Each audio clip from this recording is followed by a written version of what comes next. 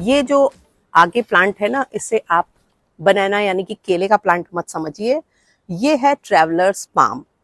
और travellers palm एक ज़माने में, जब बहुत ज़्यादा फैसिलिटीज़ नहीं थी, कम्युनिकेशन, ट्रांसपोर्टेशन और इस तरह का मॉडर्न डेवलपमेंट्स नहीं हुए थे, तो जो ट्रैवलर्स होते थे एंशियंट टाइम में, उनकी प्यास बुझाने के काम आता था। क्योंकि इसका जो तना होता है वो बिल्कुल केले के प्लांट के जैसा होता है और उसमें पानी भर के रिजर्व रहता था। तो जब कभी लंबी यात्रा में पानी की कमी होती थी और ये प्लांट दिखता था, तो ट्रैवलर्स उसमें से निकाल करके पानी पीते थे। इसलिए इस प्लांट को ट्रैवलर पाम कहा गया। हालांकि ये एक पाम प्लांट नहीं है। आज इसी की केयरिंग के बारे में बताएंगे, क्योंकि आजकल इंडोर्स में रखने के लिए ट्रैवलर्स पाम बहुत ज्यादा ट्रेंडी है और आप इंस्टाग्राम पे बहुत सारी पिक्चर्स देखते होंगे इंडोर में ट्रैवलर्स पाम की रखी हुई, तो कई बार आपका भी मन होता होगा। तो आज इसी की पूरी केयरिंग, आउटडोर इंडोर दोनों केयरिंग पे बात करेंगे और बात करेंगे कि किस तरह से इसको मेंटेन रखें और किस तरह से इसको ग्रो करें।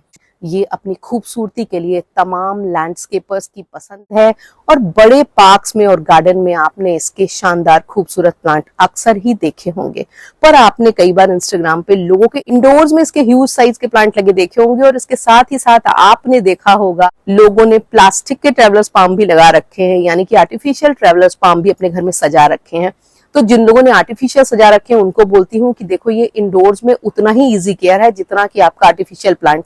तो आर्टिफिशियल की जगह नेचुरल लगाओ, क्योंकि आर्टिफिशियल प्लांट इससे ज्यादा महंगा आता है। 300-350 रुपए की कीमत में इसका इतना बड़ा प्लांट मिल जाता है, इसलिए ये बहुत एक्सपेंसिव प्लांट नहीं है लेने के लिए।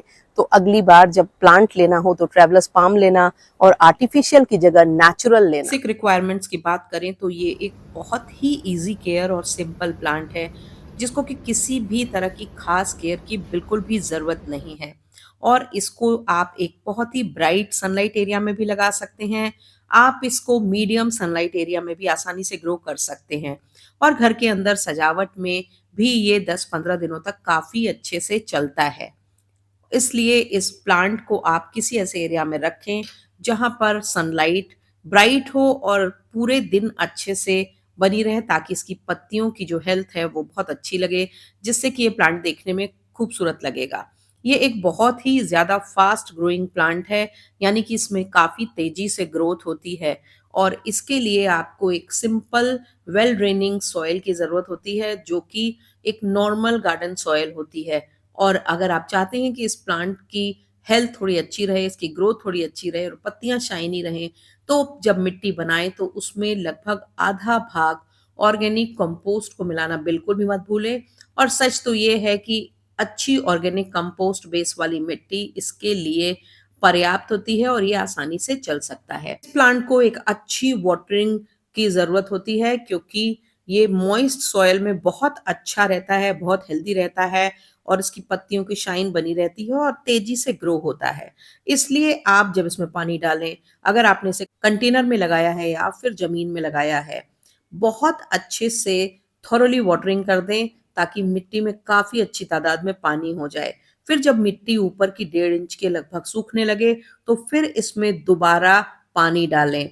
और हाँ, जब आप इसमें पानी डालते हैं तो इसकी पत्तियों को वॉश करना बिल्कुल भी मत भूलें, जिससे कि इसकी पत्तियों में किसी भी तरह के डिजीज या इन्फेस्टेशन की भी आशंका नहीं होगी। और इसके साथ ही इसकी पत्तियां साफ सुथरी और खूबसूरत दिखाई देंगी, तो फिर ये ज्यादा देखने में प्रेजेंटेबल लगेगा और एस्थेटिक लगेगा।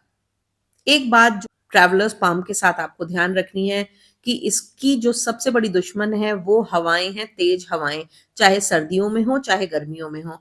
क्योंकि जो तेज हवाएं चलती हैं वो इसकी पत्तियों को बहुत ज्यादा काट फाड़ देती हैं, जिससे कि ये प्लांट कम देखने में सुंदर लगने लगता है। हालांकि जब ये प्लांट बहुत बड़ा होने लगता है तो नेचुरली इसकी पत्तियां कटने ही लगती हैं।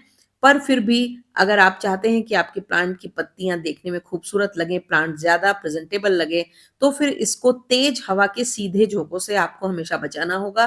डायरेक्ट हवा की वजह से इस प्लांट की पत्तियों में किनारे से एजेस इस तरह से कट फट जाती हैं, अगर आप अपने गार्डन में भी लगा रहे हैं तो इसको किसी ट्री के आगे की तरफ या वॉल की साइड में लगाएं ताकि हवा इससे आर पार ना जा सके। इस पाम को आप कंटेनर में और क्यारियों में दोनों तरह से लगा सकते हैं, पर क्यारियों में या गार्डन में डायरेक्टली जमीन में लगाने का फायदा ये होता है कि इसमें इस तरह का खूबसूरत स्टेम निकल के आता है और ऊपर फैन शेप की पत्तियां दिखाई देती हैं। पर जब हम इनको कंटेनर में लगाते हैं तो फिर ये जो इनका स्टेम है वो नहीं निकल के आ पाता है और पत्तियां नीचे से ही आपको डायरेक्टली इस विन्यास में दिखाई देती हैं और दोनों ही तरह से ये प्लांट काफी खूबसूरत लगता है। पर हमेशा ये ध्यान रखना है कि इस प्लांट को लगाने में 10 इंच के पॉट से ज्यादा बड़े पॉट में हमेशा लगाएं, क्योंकि उसमें ये ज्यादा प्रेजेंटेबल एस्थेटिक लगेगा और लंबे समय तक आपको रिपोर्ट करने की इसको जरूरत नहीं पड़ेगी। एक फ्लावरिंग प्लांट है और जब प्लांट मैच्योर हो जाता है तो उसमें इस तरह के फूल आपको दिखाई देंगे जो देखने में काफी ज्यादा खूबसूरत लगते हैं और कुछ कुछ बर्ड ऑफ पैराडाइज के फूलों के जैसे ही दिखाई देते हैं। इस प्लांट की जो फर्टिलाइजेशन रिक्वायरमेंट है वो बहुत ज्यादा नहीं होती है और इनफैक्ट ऑर्गेनिक मैन्योर यूज करके आप इस प्लांट को अच्छा हेल्दी बनाए रख सकते हैं और इसकी ग्रोथ ले सकते हैं। पर अगर आप चाहते हैं कि आपके प्लांट की पत्तियां ज्यादा अच्छी हों या आपने कंटेनर में लगा रखा है और उस प्लांट को एक्स्ट्रा न्यूट्रिएंट की आवश्यकता है हेल्दी रहने के लिए और नए शूट्स निकालने के लिए, तो आप एनपीके 19-19-19 को पानी में लगभग 1 लीटर पानी में डाइल्यूट करके इस प्लांट में डाल सकते हैं। यूं तो ये एक डिजीज और पेस्ट रेजिस्टेंट प्लांट है, पर इस प्लांट को क्योंकि हम इसकी खूबसूरत बड़ी पत्तियों और फैन शेप की वजह से लगाते हैं, जिससे कि ये आपके लैंडस्केपिंग में या आपके गार्डन में काफी ज्यादा एलिगेंस को ऐड करता है।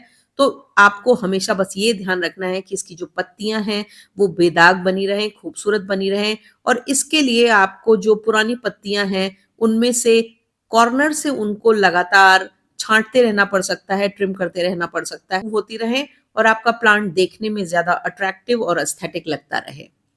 पर इस प्लांट को जब आप घर के अंदर रखते हैं तो थोड़ी ज्यादा सतर्कता की आवश्यकता है ताकि लंबे समय तक ये प्लांट आपके इंडोर्स में अच्छा दिखाई दे। लगातार आप इस प्लांट को 15 दिनों तक घर के अंदर रख सकते हैं, पर उस दौरान आपको ये ध्यान रखना है कि इसकी जो पत्तियां हैं उनको आपको साफ करते रहना पड़ेगा।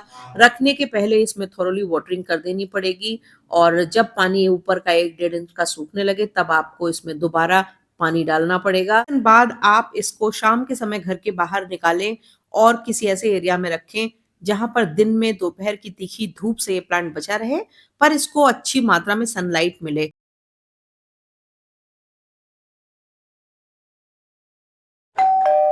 अगर अभी तक आपने मेरे चैनल को सब्सक्राइब नहीं किया है तो मेरी गुजारिश है चैनल को सब्सक्राइब कर लीजिए, बेल आइकन जरूर पुश कर दीजिए ताकि गार्डनिंग से जुड़े हुए मैं जो अपडेट करूं वो आप तक पहुंचे।